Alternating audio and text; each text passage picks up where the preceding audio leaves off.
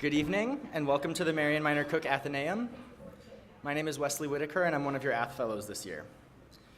Tonight we're going to be hearing our speaker, Holly Mitchell, who is represents the 30th Senate District in California, and this is part of the Behind the Veil, Women, Race, Leadership, and Social Change in the Nonprofit Speaker Series.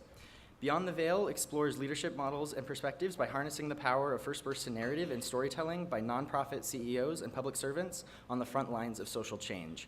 And to be inspired by that, I want to start with a little narrative. With limited communication and little help from the outside world, the mayors of Puerto Rico became the highest form of authority for many residents in the days after Hurricane Maria pummeled the Caribbean 2 months ago.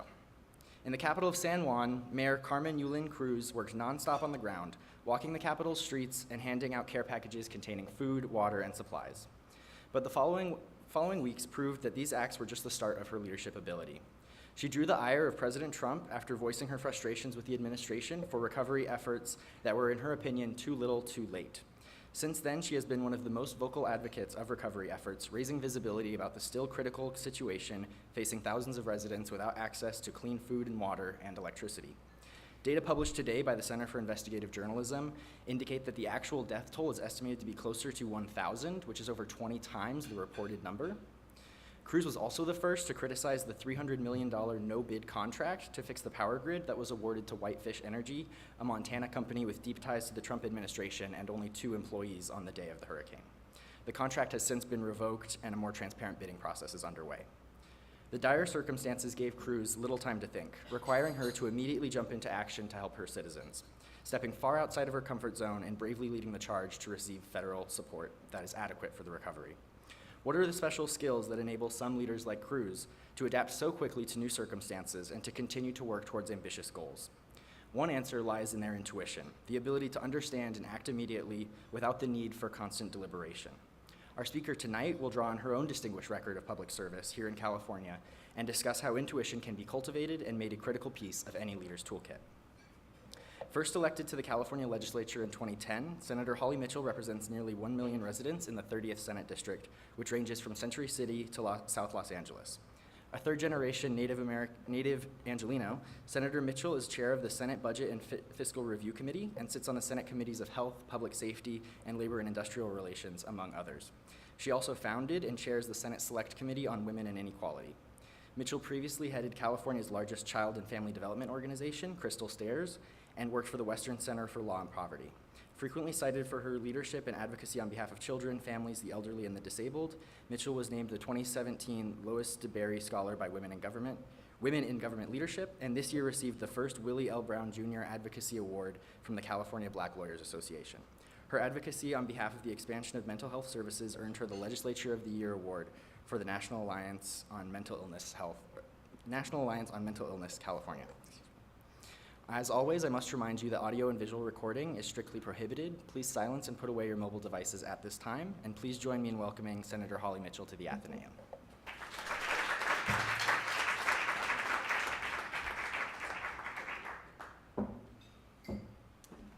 Let me start by saying that from my perspective, Wesley nailed that. Thank you. And you nailed it from my perspective for a variety of reasons. First of all, I was in a leadership development program for the entire last year with Mayor Cruz. So you didn't know that. In my intro, it talks about I was the Lois DeBerry Scholar in the Women in Government Leadership Program. That's the program we were in together. About 30 elected women from across the country, from lieutenant governors to mayors to state senators to county commissioners. Women in Government is a program of Governing Magazine, which is sort of our industry rag for people in local government. And they convene us 4 times a year, and it's an amazing learning opportunity for women in government to come together and support each other. And so to have had that experience with her for a year, so to know her personally, and to see her lead on this national platform that she didn't anticipate, nor would she have wanted to have to step into that kind of role, has been phenomenal for me. And so you nailed it, Wesley. You nailed it. Good evening. I want to thank all of you for coming tonight. I understand that I am standing in between you and your studies for your finals, and those of you who are coming to the end of your undergrad academic experience. You have theses and things to do. And so I appreciate you carving out the time to fellowship with one another and come hear a state senator who represents a district that you probably don't live in. And so I thank you for that. And I hope that we will have an opportunity to engage and have meaningful conversation that you will find valuable. I had the opportunity to spend a little time today on your very beautiful campus and talk to some students before dinner, had the opportunity to engage with a number of students here at the table. And quite frankly, you all rudely reminded me that I am now further away in my life from where you are than when I was born.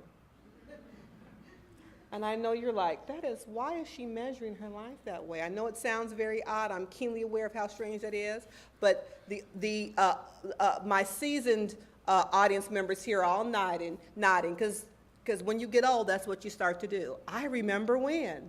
But talking to you all, I thought, it has now been longer since I've been out of college than before I got there. And so, have mercy on me. I'm getting old and I'm having to figure out what that really means. I also want to thank my good friend LaTanya Slack, who helped facilitate my invitation to be with you today. She's the kind of friend who says, hey, I'd like you to come speak. And by the way, I don't want you to talk about your normal routine stuff. You know, you're a politician, you have stump speeches, I've heard them. That's not what I want you to talk about. So she's the kind of friend that requires that you go deep into yourself, into your quiet space, give thought, tap into a couple of resource materials to really try to come up with your own concept about intuition and whether or not it should be a part of your leadership toolkit. So I want to thank her for making me work hard and continue to activate those brain cells to make sure that I'm ready to lead. Particularly during these times, I am thankful for the opportunity to really begin to and continue to think about the required paradigm shift for leadership. Whatever your perspective of what's happening at the national level, whatever your perspective of what's happening in my California state legislature right now with a member of the lower house resigning yesterday, I think we could all agree that a paradigm shift in how we traditionally define leadership is critically necessary for us all to continue and survive.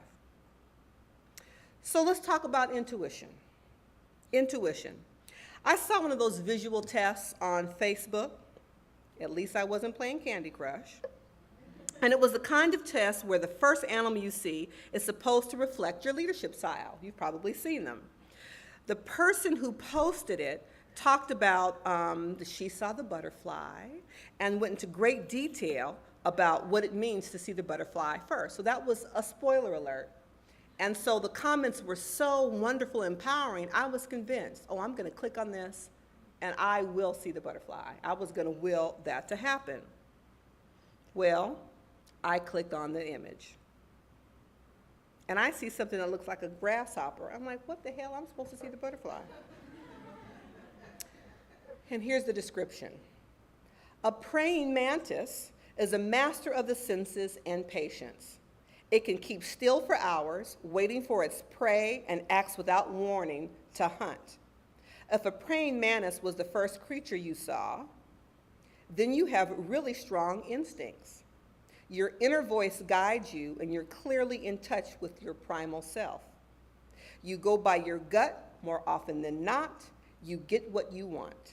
You are the master of your domain, and just like the mantis, there's a fighting spirit driving you from within. Sounds like Holly Mitchell to me. And not to mention the praying mantis also has my very long legs. So I thought that was very insightful in terms of what I saw in this Facebook game, but to really focus on the power of one's gut and the power of your intuition.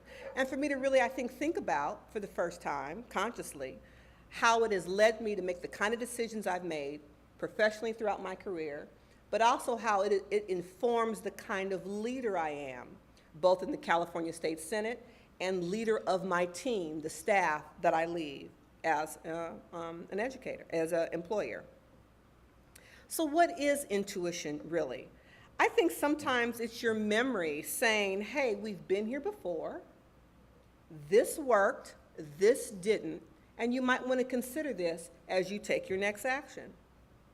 I think it's also potentially a manifestation of a combination of life experiences, actions you've seen others take, whatever the experience may be. I think it helps inform your intuition and can help guide you if you pay attention to it. And I think fundamentally it's your ability to trust yourself, to have the confidence to follow your own instinct. And so in preparing for today's conversation, I was forced to step back and think about how following my gut, my praying mantis skill set apparently, has helped guide and nurture and direct decisions I've made, both leading up to my decision to run for office and decisions I make every day as a city member of the legislature. City member of the legislature of the 5th largest economy in the world, so my job is not chopped liver, right? I'm a Virgo. And whether or not you believe in the power of the sun's pull in the retrograde or not, we all read horoscopes and find some characteristic that reminds us of ourselves, our partners, or our loved ones. When I read them, I'm painfully reminded that yes, I am indeed a Virgo. Why? I am a perfectionist, I am demanding of others, I worry myself into a knot, and I make lists. I have the power to talk myself, supported by my list, out of any possible decision. A move, a new job, parenthood, running for public office, I've got the pro and cons list at home to prove it. But what the process I go through has revealed to me is that when I come out on the other side, I will have worked through all the fear, apprehension, whatever stops us from taking an action, from taking that next step. I've worked it through to the surface. And so whenever I come out on the other side having made a decision, I'm clear that it is my true self, my gut, my intuition, my instinct that's really guiding me and telling me what I should do. Case in point, running for public office in your late 40s. I serve with a number of colleagues. We have a whole millennial caucus now in the legislature. There are so many people in their early 30s, late 20s, who are running for state legislature. So they've created their own caucus, the Millennial Caucus. That wasn't me. I had had a full career leading a nonprofit organization, working for the legislature. I lobbied for the Western Center on Law and Poverty. And one day got mad enough to decide to run. And so the process by which you step away from your life mid-career to make this decision sent me to what? My lists, my pro and con list. How do I run for office, live in 2 cities as a single adoptive parent? Am I going to take a 50% pay cut to run for office and hold an office where there is no pension provided? Does that make sense for a single working class woman who's mid-career to carve out 14 years in her life where she's not going to contribute or have an employer contribute to a pension system?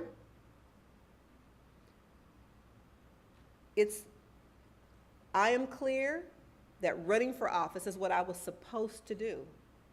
So following my intuition, following my gut ultimately got me there.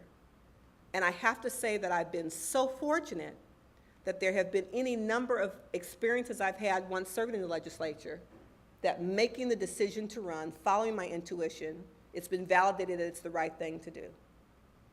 Sitting in a budget subcommittee on health and human services, and having a mother and her 7-year-old son come up and testify about how the proposed cut we were considering making was going to impact their life.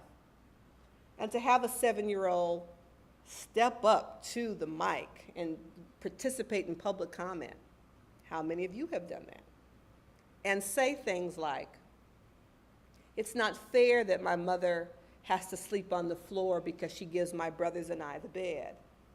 It's not fair that she goes to school by day and then works all night to try to make a living to support my brothers and I. Those are amazing, life-altering experiences I've had because I followed my intuition. But I'm also clear that I was supposed to be there to receive that young man's testimony and be in a position of power to make a decision that will hopefully positively impact his life.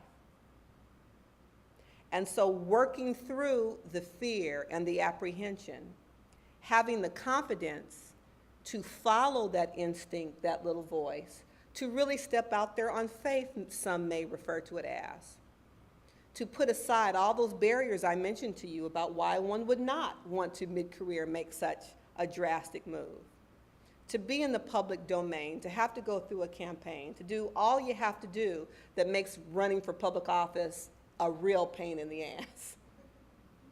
But again, following my gut, then having those experiences let me know that I made the right decision and I'm there for a reason.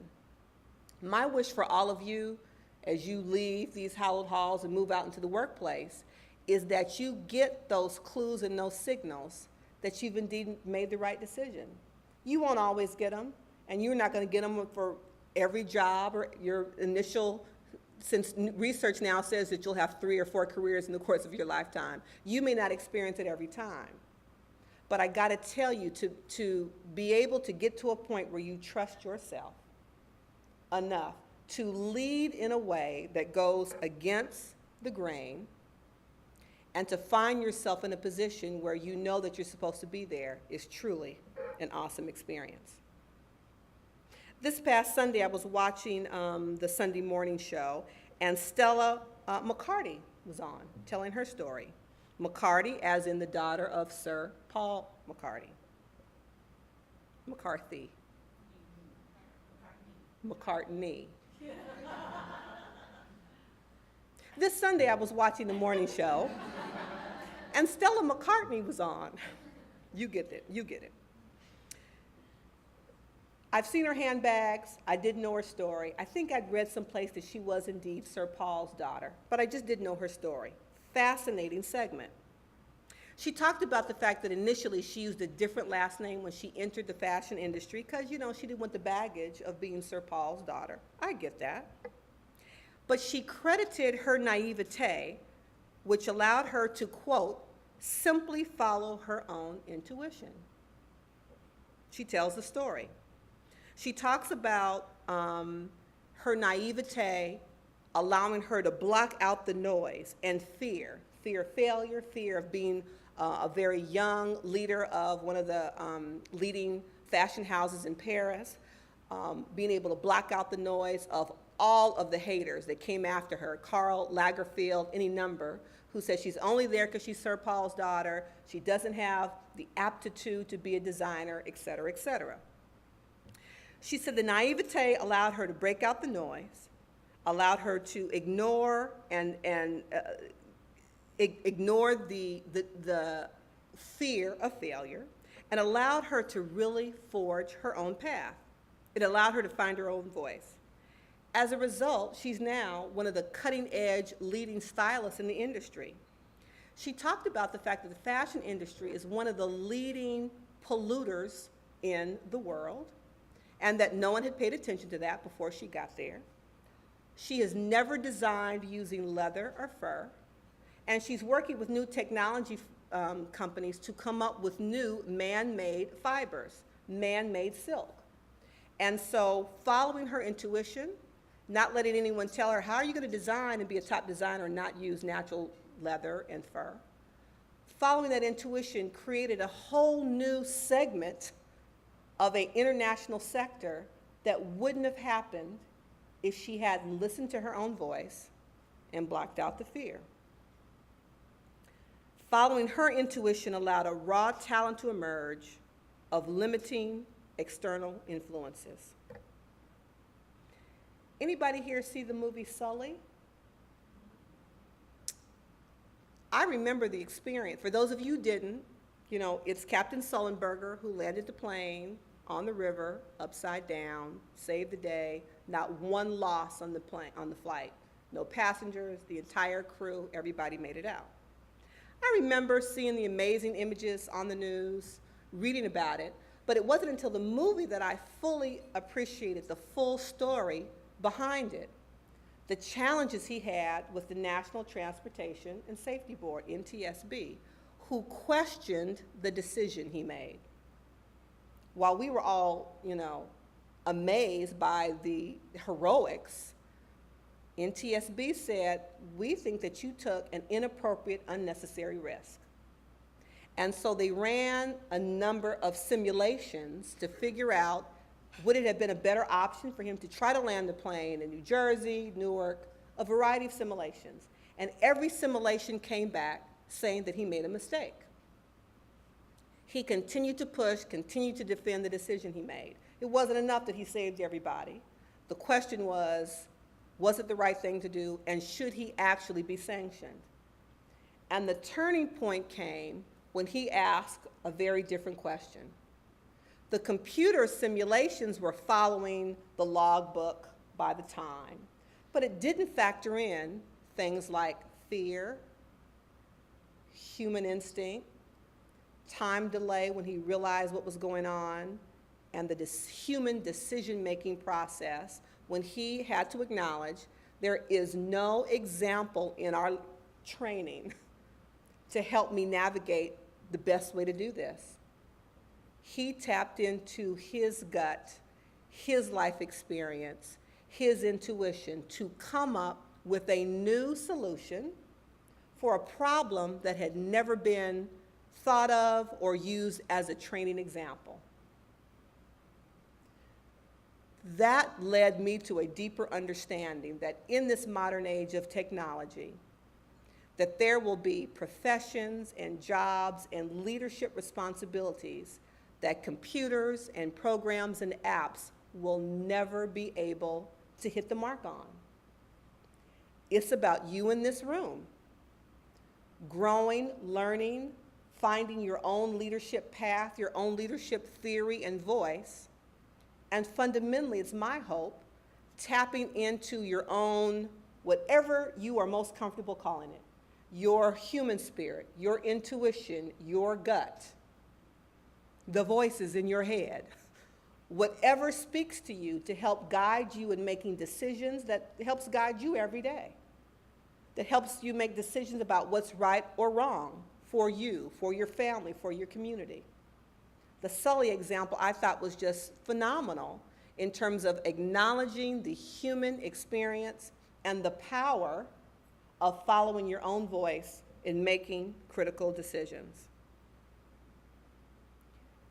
I started by saying that there's a lot going on in our state capitol, and for me, a public servant who takes her job very seriously, who believes in public service, it's really painful to see my house divided, to be perfectly frank.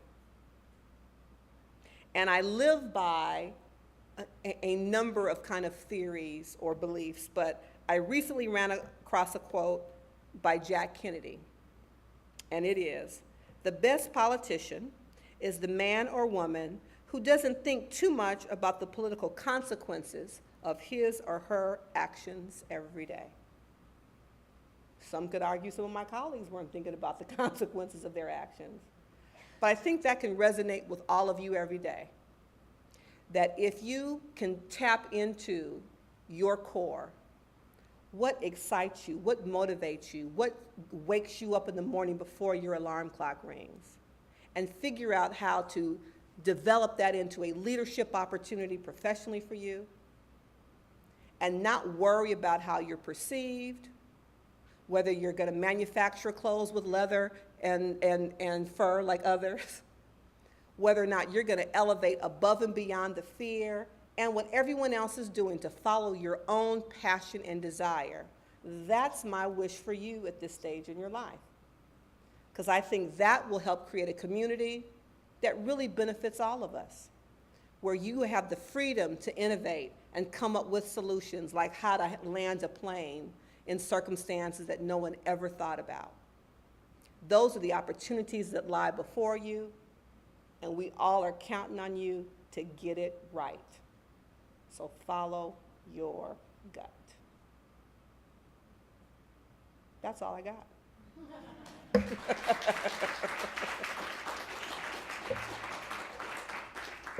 I was told that the program runs 45 minutes, that you have the experience of people talking for 45 minutes, and I said, there is no subject matter on the earth that anyone should talk about for 45 minutes. Not one. My goal is always to inspire, to motivate, and I think at minute 44, you would lose anything that I would have said that you would have found the least bit motivational. So I know that we have the opportunity to have Q&A, and I look forward to engaging with you in a dialogue. Thank you so much, Senator Mitchell. If you have a question, please raise your hand and either Wesley or I will come and hand you the mic. Hi, thank you so much. How would you recommend beginning to listen to your own intuition? You know, there's no one way, because I think it presents to everybody differently. I talked to you about my process, and when I make my list and talk myself out of whatever decision I'm going to make, it's going through that process for me that lets me really tap into what is really driving me. When I decided to run for office, I put together, some people call it their kitchen cabinet. I don't spend a lot of time in the kitchen, so I called it my shoe closet. And my shoe closet was my group of advisors. And I laid out all these scenarios in terms of how it would impact my personal life, but what my goals and aspirations were. And the shoe closet came back and recommended that I not run. I said, A couple of things happened. I'd gone to a couple budget hearings. I said, I need to revisit this and think about it again. I called Emily's List. Emily's List is an organization that helps fund women running for office. Emily stands for Early Money is Like Yeast. And so the theory is you invest in candidates early to help them rise, like bread rises. I called Emily's List. I said, look, I need a model. I'm a single adoptive parent mid-career of a school-age child. I live in LA, the capital is 400 miles away. I'll have to live in both cities. Can you point me in the direction of a woman who has kind of a similar kind of scenario? Because I just need to talk through my list with someone who's done it. Emily's List said, yeah, no. There's no one nationally that kind of fits your profile. That was strike two.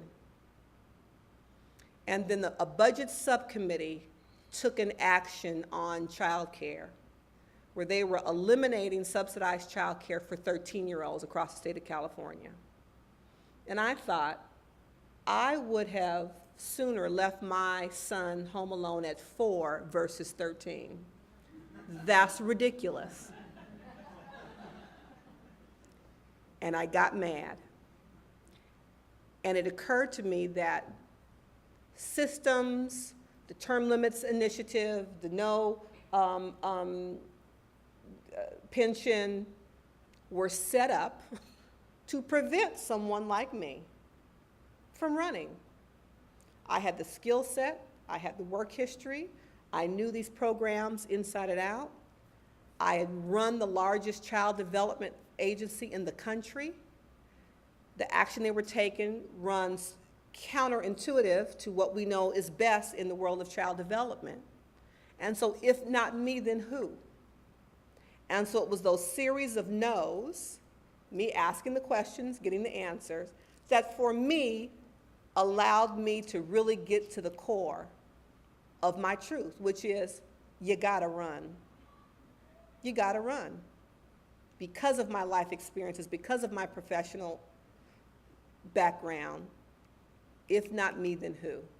And so it will happen a variety of different ways. I think for me, it's the saying no to myself, asking the questions, pulling the onion layers back, that helps me to reveal what my true gut is telling me to be true.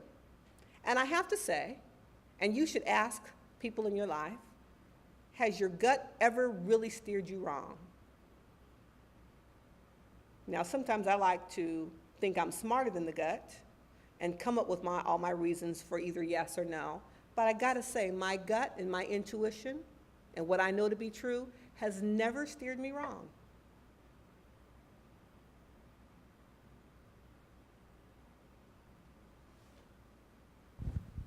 Hi, thank you so much for your talk today. I was wondering how you recognize this intuition that you speak of and how you distinguish it from other feelings that may be motivators when you're making a decision, such as fear or maybe desire or anger, how you recognize intuition separately from these things? That's a very good question. And I think the Stella McCartney example is a great one that we should all, be so lucky to have, where really just her naivete about the industry allowed her to ignore all the naysayers and just do what she thought made sense and worked. I think that's one strategy. And I don't know that I can give you the answer about how you distinguish. I think it's different for everyone. I think you have to be true and honest to yourself. Again, as I make my list, but all the reasons why I shouldn't do things, for me in making the list, talking it through with people helps me shed the things that are just fear-based, that are based on what others have said about why I shouldn't do something. Hateration is real. And going through the process for me allows me to understand that that's what it really is, and to get to a point, which is probably where I started when I made the list anyway. I made the list, my pro-con list, about running for office. So I knew that's what I wanted to consider doing. It was the fear and all of that that helped me pile onto this list all the reasons why I didn't. But through that process helps me distinguish and get to my core. I think it's different for everyone. I think it probably changes over the course of your life. Because again, as I said earlier, I believe intuition is informed by a variety of things. Some of it is life experience. Some of it is witnessing decisions, actions of others. All of that, I think, informs what we identify is right for us at that moment in time. And it will change over the course of your life. Was running for office what my intuition told me to do at 20 or 25 or 30? No. Because for me, I hadn't had the life experiences to help me become the kind of policymaker I am today. So it will change over the course of time.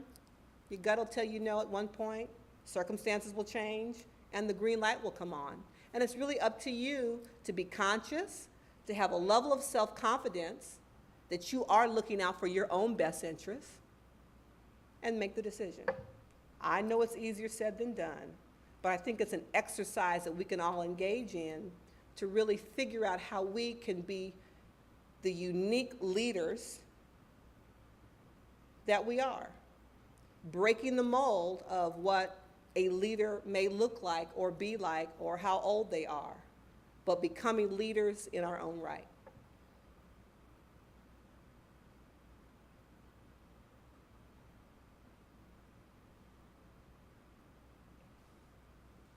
She's coming behind you.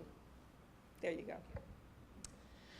A wonderful talk, but I'm wondering whether your intuition has come into conflict with party politics, and how have you determined which way to go? Really good question. We were having a conversation at the table, and I talked about really the benefit for me of running for office at the stage in life I did, and my mother coined a term that my girlfriends and I adopted, and it's called being a GAW, a grown-ass woman. And so my GAW really is my rudder.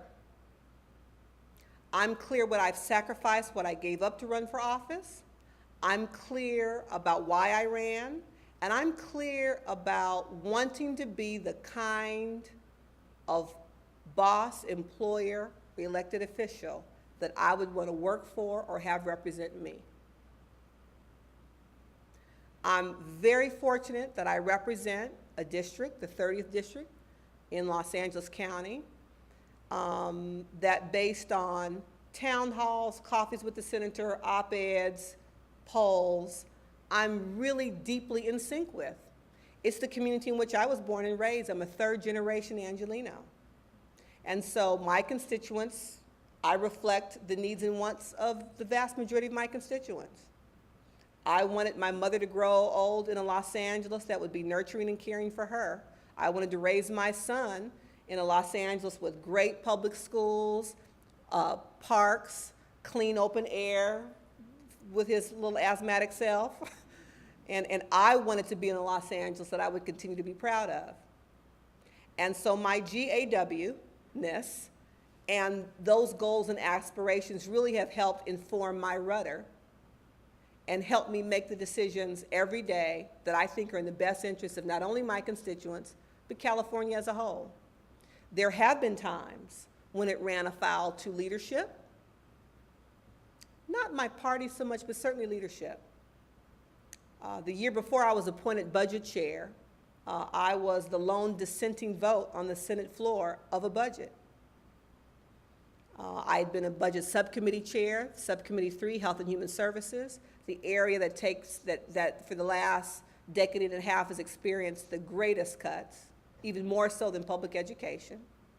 And we had begun to rebuild and reinvest in Californians because our economy was recovering.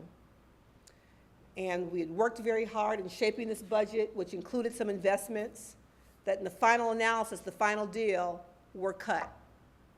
And I could not, in good conscience, vote on a budget in a year where the resources were available that didn't include investments in critical, life-sustaining and saving health and human services programs. And so I didn't. There was concerns with my staff that I'd be ostracized. And I made the decision that I wasn't going to allow myself to be ostracized either. Sometimes you just make a decision and that becomes your reality, and that's the way you carry and comport yourself. And I did. Had direct conversations with my leadership as to why I couldn't vote on the budget and how I think things could have been done differently. Took responsibility for a sense of disappointment in my actions, and I kept moving. And I think there was some concerns that I would then indeed be ostracized and not have the opportunity to move into leadership. And a year later, I was appointed chair of the entire budget committee. Second woman since statehood, first African American. So for me, that's an example of following your gut. Because when you follow your gut, you're comfortable with the decision you've made, and you're willing to take whatever come be that may. And I think standing in my truth and explaining it and not shying away from why I made the decision I made created an opportunity for my leader to understand what kind of team player I am and how allowing me to lead the budget conversation would be in the best interest of the Dem caucus in the Senate, and in effect, the best interest of California as a whole. As a result, last year, I led the state through the process of a $183 billion budget. I chaired not only the Senate Budget Committee, but I chaired the conference committee that closed the final deal that the governor signed. It was a decision I made that I have not regretted once.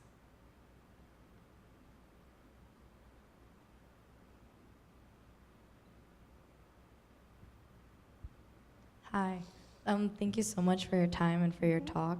Mm-hmm. Throughout your whole talk, you've been characterizing like the gut instinct and intuition as like something that you feel like you should do with like whatever decision that you're gonna make. Mm-hmm. But like, so I've grown up being taught that like your intuition or like your gut instinct is sort of associated or like clouded with your emotional impulses. So, like when I make a decision, my mom always tells me like, don't follow like don't just like follow your gut, like you gotta think it through. So it always ends up being a decision between like what I think I want and what I think I need, which like I associate with my heart or like my gut versus versus like what I think, like my brain, I guess. So I was just wondering like what are your thoughts on that? Like how do you like make sure that your gut instinct is rational, or like it's actually not just because you want something, so that's why you think like that's what my gut's telling me. These are really smart students, and they're asking me really hard questions. And I wish I just had a definitive answer for all of them. It would make their lives so much easier, but I don't. And you've heard me give these examples of the process I went through. Unlike 45, I didn't wake up and say, I'm going to be president of the United States and jump out there. I didn't do that. I talked to you about a process I went through. You heard me convene my council, lay out a series of facts. They came up with a decision that I sat with for a minute. You heard me talk about I reached out to Emily's List, another fact-finding mission. They came back with a resolution. I sat with it for a minute. Then I had an experience that was a game changer, that a group of people were going to make a decision that I fundamentally knew would harm children. And so it wasn't me following the instinct or my intuition initially. I went through a series of processes to help me unpack, is it what I want? Is it because I think having a senator title will make me cool? Is it, I unpacked, I think, all those external issues to get down to what I believe is my true calling.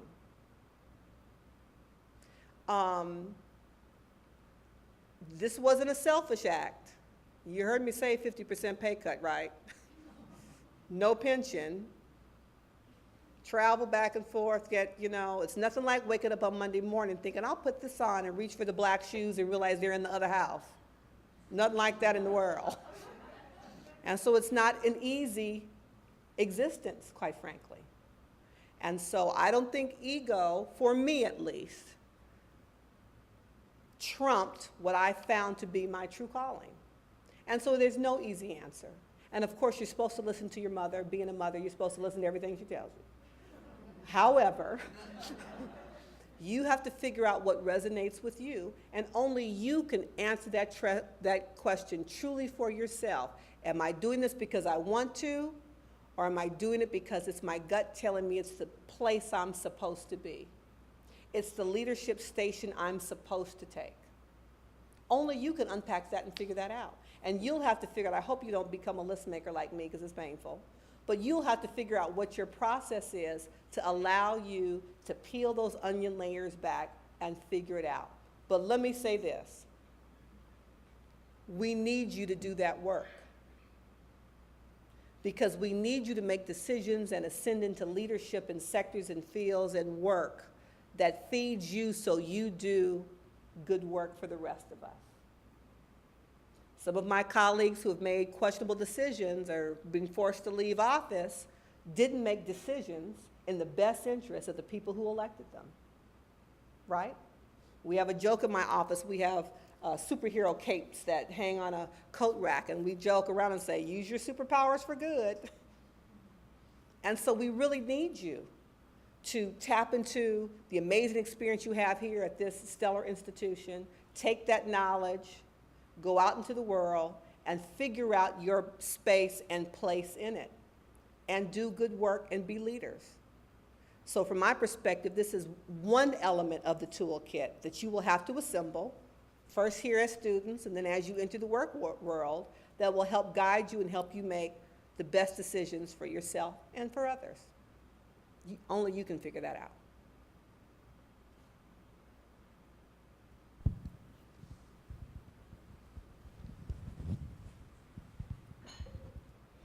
Thank you for your talk. I was just curious as to if you had any aspirations to, I guess, climb the political ladder anytime soon or in the near future. Did you laugh? That's what happens when you have your friends of 25 years in the room. So I'm,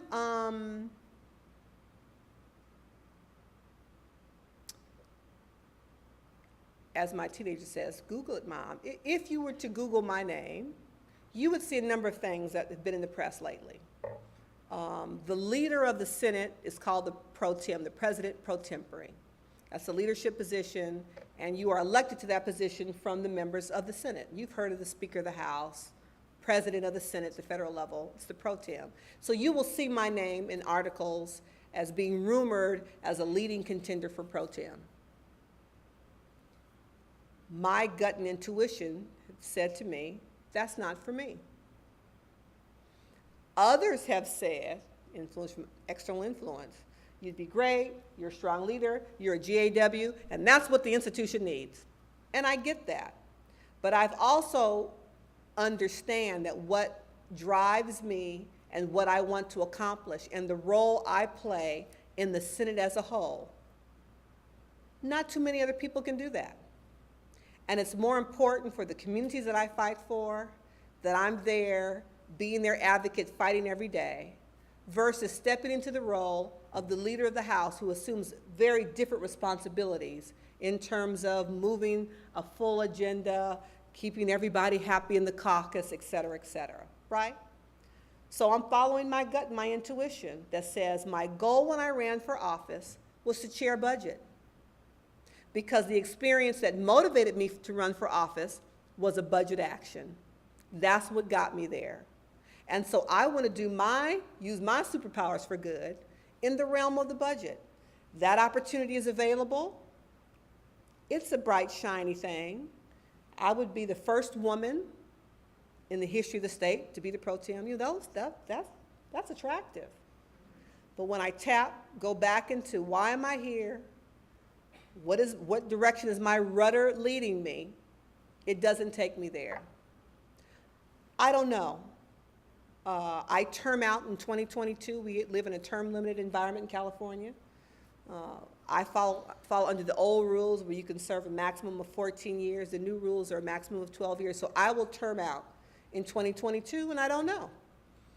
There are opportunities that I'll consider, but I am really enjoying what I'm doing right now. I think this is an incredible time in our nation's history and our state's history to be at the helm, to make sure that investments are being made in our core infrastructure, in early care and education, K through 12, higher ed, all those things. And so I'm enjoying it. And so I've got my eye on that prize and my hand on the plow, focused on that work in front of me. I actually had a question. I'm going to step in here.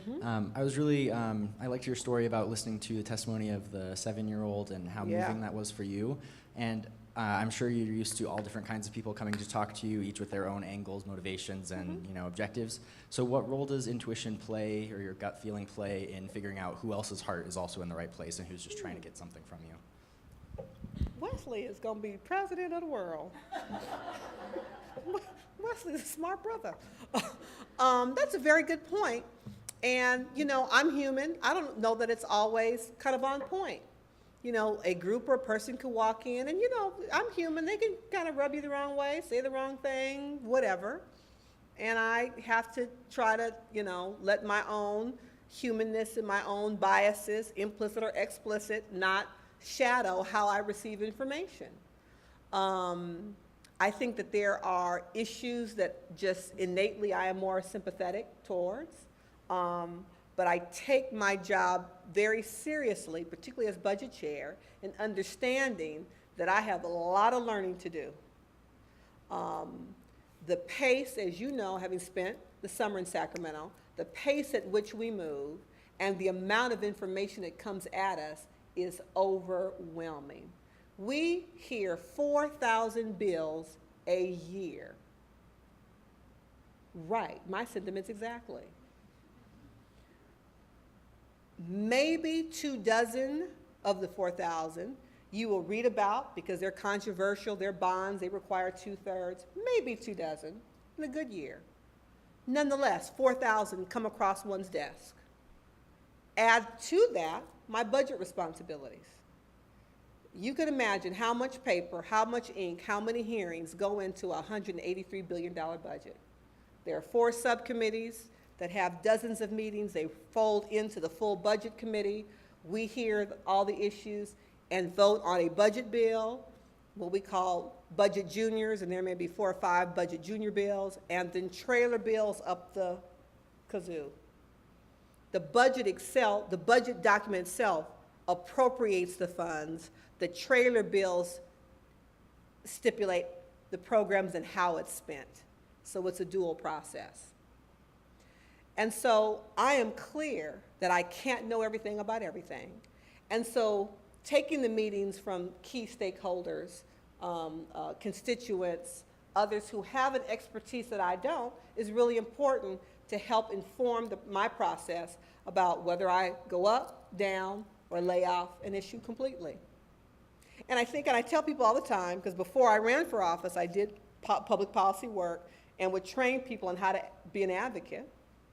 And my point always was, don't be mad if the member isn't there, you're meeting with staff, because there's only so many hours in the day. And understand that on this particular issue, you know more than me, so don't be offended that I don't know exactly what you're talking about. People will come up to me in the market and say, how about that AB 320? Really?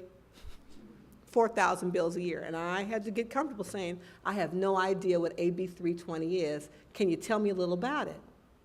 And so I tell people, don't be offended if we don't know exactly what you're talking about. It's your opportunity to educate me and perhaps inform the decision I'll make on behalf of the state.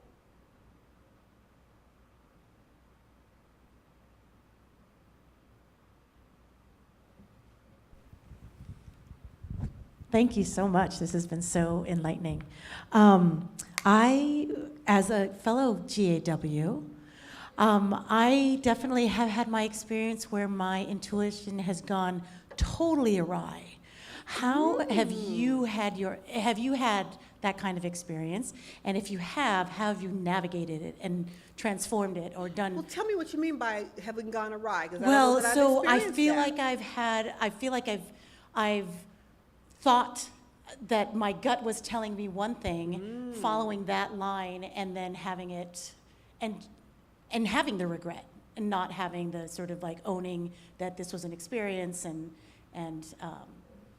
something to learn from. So what you said is different than what I heard you say initially. Okay. You said that you thought your gut was telling you one thing. And I think my point is we have to learn and discipline ourselves and practice how to really tap into what our gut is really saying. I think it goes back to the young lady's question over here, where like her mom was like, don't just jump, think it through. And how do we decipher and how do we get to what our gut is truly telling us? And I think that probably varies for everybody. I think it takes practice, and I think it really takes confidence and a willingness to listen to your inner self and your inner voice. I think that there are those who argue that perhaps women leaders are better at it than men. I don't necessarily know if that's true. I think it's one's willingness to listen and own it is the real critical factor. So I don't know that it went awry as opposed to you hearing the true inner message, as opposed to getting caught up in the distractions that happen in our everyday lives. Going back to Stella, based on her naivete, she wasn't distracted, which allowed her to create this kind of cutting-edge new industry. That probably takes a certain kind of discipline to figure out how to separate all of that. And I don't have the specific answer other than I know it is worth our effort to try because it will not steer us wrong. That I fundamentally believe. As Oprah says, that I know to be true, or however she says it. What I know for sure. That I know for sure.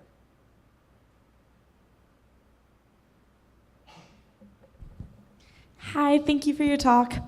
I wanted to ask about the process of kind of learning, developing, and trusting your intuition. Mm-hmm. As a college student, personally, my views and the way I view the world has changed dramatically since 1, 2, even 3 years ago. And so I'm wondering, at what point do you really begin to trust it, or in your opinion, and how do you know when you've reached that point? Right. I don't think it's an end point. I think it evolves throughout the course of your life.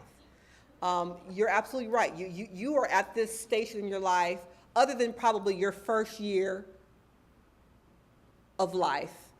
This is the time where both maturity, hormones, being away from the direct influence of your parents, in settings like this, where your attitudes and belief systems will grow and expand the most.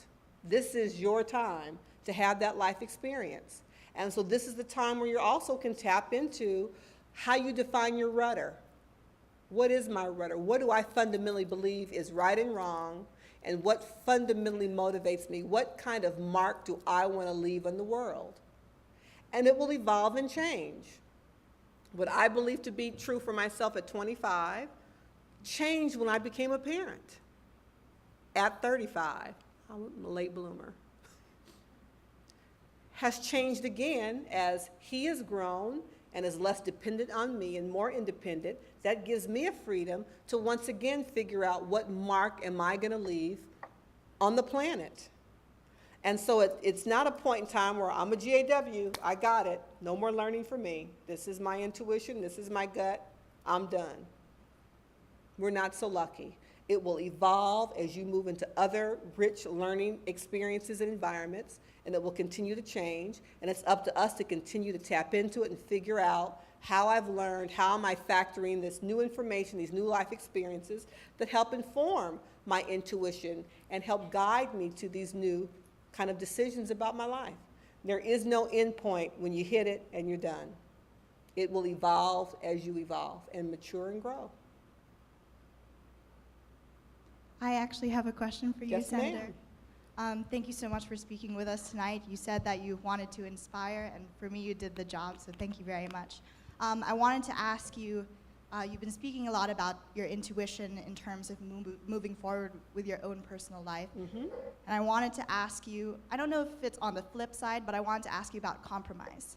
As a parent, as somebody with constituents under you, as somebody who has to work with tons of colleagues with different opinions, different backgrounds. At what point, so two people's intuitions could lead them to completely different places, but that doesn't make any of their intuitions less valid than the other. So I was wondering if you know where that balance is, or at what point do you come to the table and be like, let's negotiate? Yeah, just your thoughts on that. Thank you. Another tough question. Whew. I'm confronted with that every day, as all of you will be. That's not unique to elected leaders. Every day in class, in your work life, your living situations, you'll be confronted with another gut that may be running counter to yours. So I think this is a skill that all of us have to hone. And I'm confronted with it. And I think on a very simplistic level, I need to be able to look myself in the mirror every day and be okay with the image that's looking back. That's where my own kind of core character and rudder comes in. I can't, much like the budget vote, and you have to be willing to pay the sacrifice, make the sacrifice if there is one with the decision. I'm not going to pay the penalty or live through the sacrifice on a decision that I didn't want to make in the first place. You know what I mean? I'm willing to pay the piper if it is in alignment with who I am and my core character.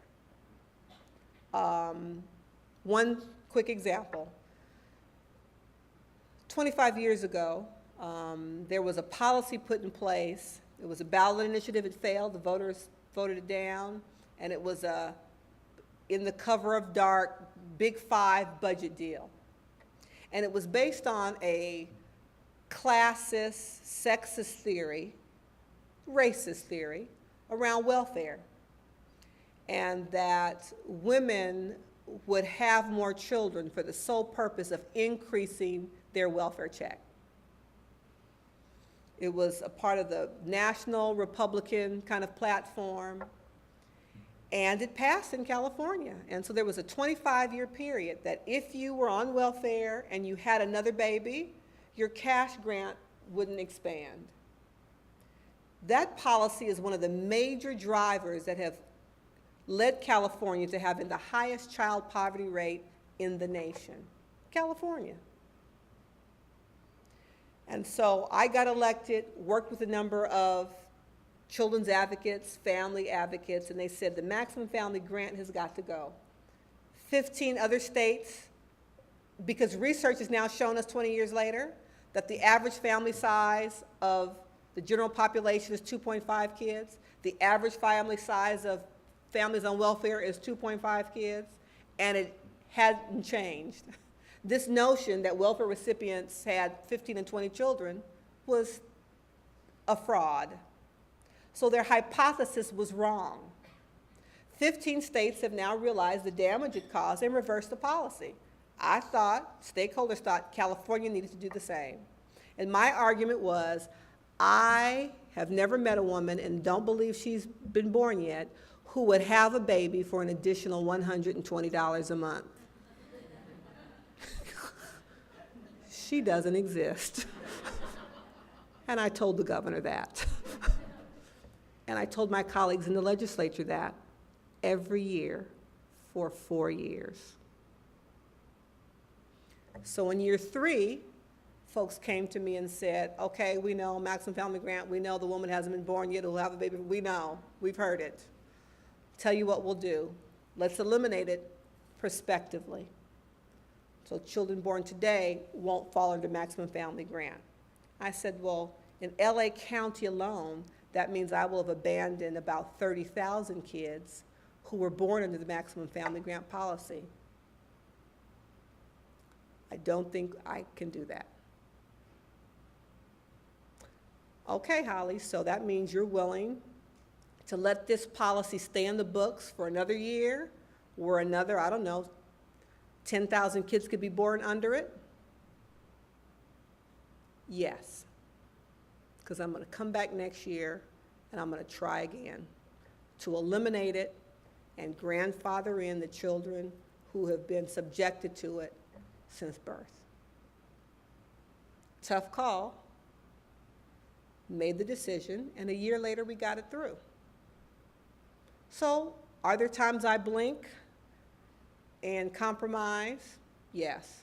What's actually more difficult for me than those kinds of negotiations is incrementalism. Well, you know, you're asking for such a big sweeping change. Let's just do this part this year and this part. That is my biggest struggle. Incrementalism makes me crazy. But those are things we face, and ultimately you got to keep your eye on the end goal. My end goal was to reduce child poverty in California. I was clear that was the end goal, and I didn't think it was appropriate that we would set an arbitrary date that this policy was okay for this group and not okay for this group. It varies, it depends on the factors, it depends on who you're working with and negotiating with and the nature of your relationship with them. And then at the end of the day, you make the best decision you can based on the facts that you have before you. Unfortunately, that's all the time we have this evening. Please join me in one more time thanking Senator Mitchell. And thank all of you.